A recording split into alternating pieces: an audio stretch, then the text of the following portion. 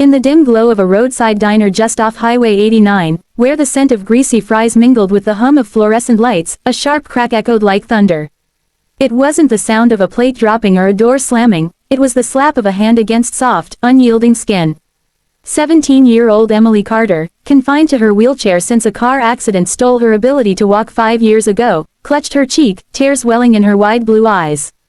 The diner fell silent, forks hovering midair, as 3 sneering teenagers loomed over her, their laughter slicing through the air like knives. Emily had come to Maggie's diner that evening for a simple escape. It was her ritual, a quiet corner booth, a strawberry milkshake, and a sketchbook where she poured out her dreams in charcoal strokes. Art was her lifeline, the one thing the accident couldn't take from her. But tonight, fate had other plans. The bullies, Jake, the ringleader with his gelled hair and cocky grin, his girlfriend Mia, all sharp nails and sharper words, and their tag-along buddy, Tyler, had spotted her from across the room. To them, she was an easy target, a freak, in their whispered slurs. "Why don't you roll away, cripple?" Jake had taunted, knocking her sketchbook to the floor. Pages fluttered open, revealing delicate drawings of soaring birds and blooming flowers, symbols of the freedom Emily craved. When she bent to retrieve it, her hands trembling from the effort, Mia snatched it up first. "Look at this crap," she mocked, tearing a page in half. Emily's protest was soft, almost a whisper, "Please, that's mine." That's when Jake's hand flew, the slap landing with a force that snapped her head back.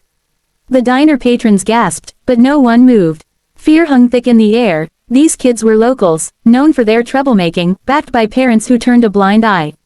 Emily's world blurred through hot tears. She wasn't just hurt physically, the sting on her cheek was nothing compared to the ache in her chest. Memories flooded back. The screech of tires on that rainy night, the hospital lights, waking up to a body that no longer obeyed her. She'd fought through physical therapy, endless surgeries, and the pitying stares at school. Art class was her sanctuary, where her teacher, Mrs. Harlan, had once said, "Your wheels don't define you, Emily. Your spirit does." But in moments like this, doubt crept in. Was she really strong, or just pretending? The diner's owner, Maggie, a stout woman in her 50s with a heart as big as her apple pies, rushed over, her apron flapping. "Get out, all of you," she barked, shoving the bullies toward the door. Jake laughed it off, tossing a crumpled 20 on the counter. "Keep the change, old lady. We're done here anyway." They sauntered out into the twilight, high-fiving like they'd won some twisted game. Maggie knelt beside Emily, her voice gentle. "Honey, are you okay? I called the sheriff, but you know how it is out here." Response time slow. Emily nodded numbly, but inside, she was crumbling. "Why me?" she thought. "Why always me?" She wheeled herself to the bathroom, splashing water on her face, staring at her reflection. The red mark bloomed like a cruel flower on her pale skin. She texted her mom, but the reply was delayed. Her parents were at work, scraping by to cover her medical bills. Loneliness wrapped around her like a shroud. Little did she know, fate was already shifting gears outside. An hour ticked by slowly. The diner had emptied out, save for a few truckers nursing coffees. Emily sat in her booth, piecing together her torn sketch with tape from Maggie, who hovered like a protective hen. The bell above the door jingled, and in walked a thunder of leather and chrome. 5 bikers, members of the Iron Wolves motorcycle club, strode in like a storm front. Their leader, Big Tom, a burly man in his 40s with a salt and pepper beard and tattoos snaking up his arms, scanned the room. His eyes, sharp as a hawk's, landed on Emily. The others, Rico, a wiry Latino with a scar across his cheek, Lena, the only woman in the group, her hair tied back in a fierce ponytail, and the twins, Jax and Max, both sporting identical grim expressions, followed suit. They weren't there by accident. Earlier that evening, as the bullies peeled out in their beat-up truck, they'd cut off the Iron Wolves on the highway. Words were exchanged at a red light, harsh ones, and Jake had boasted about their fun at the diner, mocking the disabled chick they'd roughed up.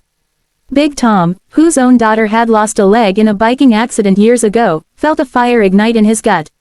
Boys, and Lena, were making a detour, he'd growled over the roar of engines. Now, inside the diner, Tom approached Maggie's counter. "Evening, ma'am, heard there was some trouble here earlier. Mind if we sit a spell?" Maggie, wide-eyed but sensing no threat, nodded. The bikers ordered coffees and pies, their presence filling the space like a protective wall. Emily glanced up, her heart skipping. These were the kind of people her mom warned her about, rough riders with reputations for bar fights and midnight runs. But something in Tom's eyes was different, kindness, buried under layers of leather. As they ate, Lena slid into the booth across from Emily. "Hey, kid, saw your sketchbook there. That's some talent." Emily blushed, mumbling a thank you. Lena leaned in, her voice low. "I know that look, the one that says the world's kicked you one too many times. My brother's in a chair too, MS. Bullies like those punks. They don't know real strength." Emily opened up, bit by bit, recounting the slap, the taunts, the isolation. The other bikers listened from nearby, their faces hardening. Outside, tires crunched on gravel. The bullies were back. Jake had forgotten his wallet, or so he claimed. They burst in, laughing, but froze at the sight of the iron wolves. Well, Tom rumbled, standing to his full 6'4". "Heard you boys like picking on folks who can't fight back." "That true." Jake puffed up, but his voice cracked. "Who the hell are you?" Tom stepped closer, his voice a low thunder. "We're the ones who ride for those who can't. My girl's like her, wheels and all. You think slapping a kid makes you tough? Try it on someone your size." The diner tensed. Rico cracked his knuckles. Jax and Max flanked the door. Mia whimpered. Tyler backed away. Jake swung wildly, but Tom caught his fist midair, twisting just enough to make him yelp. "Apologize," Tom demanded. The bullies mumbled sorries, but Tom wasn't done. He made them sit, facing Emily. "Look at her. Really look. She's got more guts in her pinky than you three combined." Emily, voice steady now, spoke up. "You think I'm weak because of this chair? It's made me stronger. I draw because I see beauty in broken things, like you could be, if you stopped hurting people." The words hung heavy. Jake's bravado cracked, tears glistened in his eyes. Turns out, his own dad was abusive, pushing him to toughen up. It didn't excuse him, but it humanized the monster.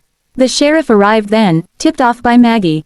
Statements were taken, charges pressed for assault. The bikers stayed, ensuring no funny business. As the bullies were led out in cuffs, Tom knelt by Emily. "Kid, life's a rough road, but you don't ride alone. Here's my number. If anyone bothers you again, you call the wolves." He handed her a patch from his vest, an iron wolf howling at the moon. "Wear it proud." Emily wheeled out into the night, the bikers revving their engines in salute. For the first time in years, she felt seen, not pitied, but empowered. Back home, she sketched the scene, burly guardians surrounding a girl in a wheelchair, light breaking through storm clouds. Her mom hugged her tight, whispering, "See, angels come in all forms." Months later, Emily's story spread online, inspiring others to stand against bullying. She started a club at school for kids with disabilities, teaching art as therapy. The Iron Wolves visited often, hosting rides where wheelchairs were strapped to bikes for freedom runs. Jake, after community service, even apologized properly, volunteering at a rehab center. Change rippled out, proving one act of cruelty could spark a wave of kindness. In the end, it's not the slaps that define us, but how we rise, and who rides with us. Remember, strength isn't in muscles or wheels, it's in hearts that refuse to break. And sometimes, the toughest exteriors hide the softest souls, ready to roar for the voiceless.